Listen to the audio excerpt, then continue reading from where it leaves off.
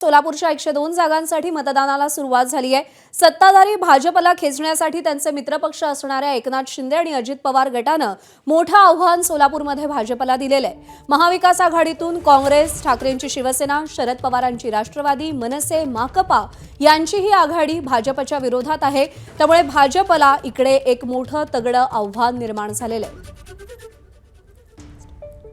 सोलापूर महापालिकेच्या 102 जागांसाठी आज मतदानाला सुरुवात व्हायला लागलेली आहे।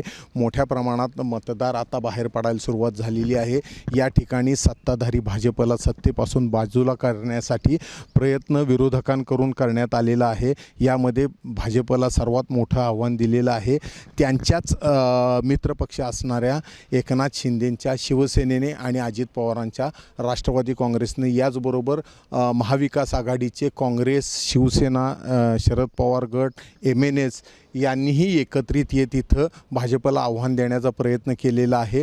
ज्या पद्धतीनं इथं चुरशीची प्रचार झाला होता हे पाहता आजच्या मतदान कशा रीतीनं होतं यावर इथली सत्ता कोणाकडे राहणार ह्याचं भवितव्य अवलंबून असणार आहे। मात्र ज्या पद्धतीने भाजपतली अंतर्गत बंडाळी उफाळून आली होती ती पाहता आता या आजच्या मतदानावर भाजप निवडून येणार की महाविकास आघाडी, का भाजपलाच आव्हान देणारे त्यांचे मित्रपक्ष सत्तेत येणार हे पाहावं लागणार आहे। सोलापूरहून कॅमेरामन सचिन जाडेसह सुनील दिवाण, ABP माझा।